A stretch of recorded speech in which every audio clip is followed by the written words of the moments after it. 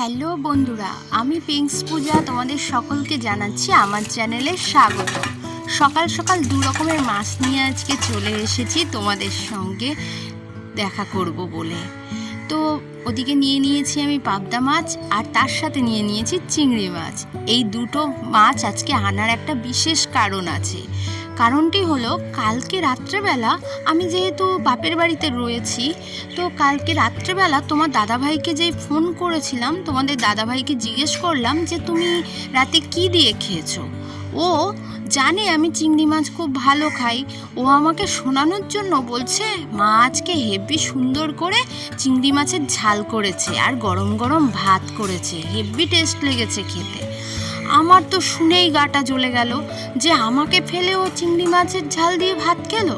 আমিও তেমনি, ওকে আবার জ্বালাবো না, তা আবার কখনো হয়? সেজন্য ওর পছন্দের দু রকমের মাছ নিয়ে এসেছি, একদিকে পাবদা আর একদিকে চিংড়ি। আজকে যা জ্বলবে না তোমাদের দাদাভাই এই ভিডিওটা দেখে, ভীষণ জ্বলবে। আসলে আমি ওকে না দিয়ে কখনো ভালো মন্দ খাই না, ও খায় না, কিন্তু আমি নেই এখন চিংড়ি মাছ আনার কী দরকার? পরেও তো খেতে পারতো। সবসময় আমার সাথে খালি এরকমটাই করে ও।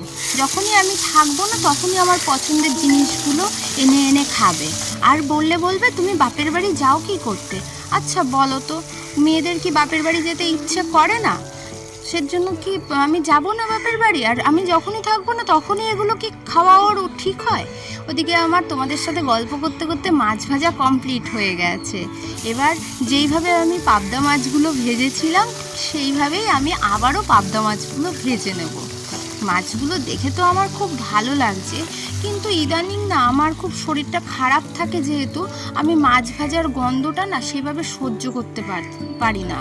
তাও বাবা একটু হেল্প করেছিল মাছ কাটতে, তো পাবদা মাছ আমি কখনো কাটিনি সেভাবে। বাবা প্রথমটা দেখিয়ে দিয়েছিল, তারপরের মাছগুলো আমি কেটেছি।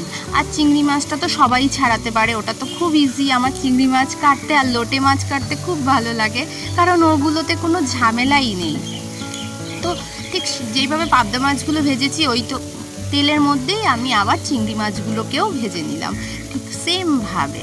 চিংড়ি মাছগুলো প্রথমে ভাজিনি কেন? চিংড়ি মাছগুলো প্রথমে ভাজলে না চিংড়ি মাছটা কড়াইতে লেগে যায়, ওই জন্য প্রথমে ভাজিনি। কারণ প্রথমে ভাজলে তো আমার পাবদা মাছগুলো পরে ভাজতে গেলে সেগুলো লেগে যেত। আমি পাবদা মাছগুলোকে আগে ভেজে নিয়েছি আর চিংড়ি মাছগুলোকে পরে ভেজে নিচ্ছি। ওদিকে আমার চিংড়ি মাছ প্রায় শেষ হয়ে গেছে ভাজা। এবার এক এক করে আমি চিংড়ি মাছগুলোকেও তুলে নেব। আজকে দেখি, চিংড়ি মাছের ফার্স্টে ভেবেছিলাম মালাইকারি করব, কিন্তু কোথাও না নারকেল পেলাম না সেভাবে।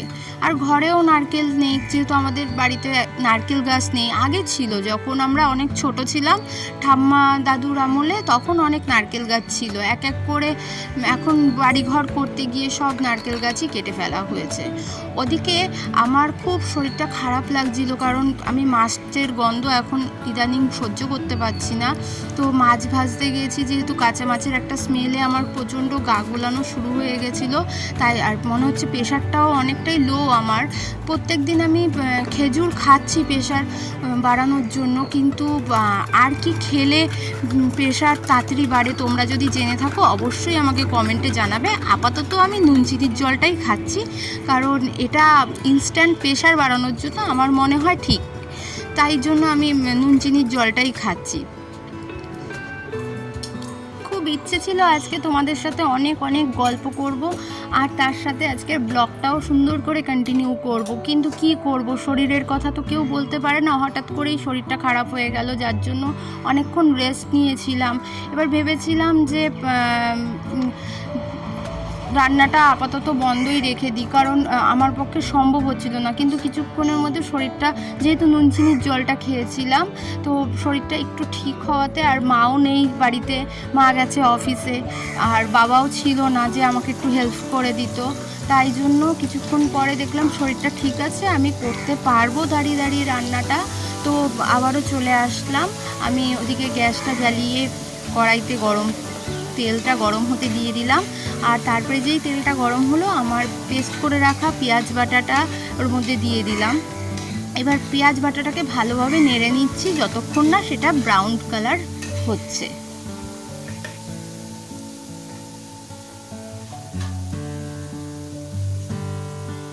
তারপর এর মধ্যে দিয়ে দেব পেস্ট করে রাখা লঙ্কা বাটাটা ও টমেটো বাটাটা, এর মধ্যে দিয়ে সুন্দর করে আবারও মশলাটাকে আমি ভালোভাবে নেড়ে নেড়ে কষিয়ে নেব যতক্ষণ না তার চারপাশ দিয়ে তেল বেরিয়ে আসছে।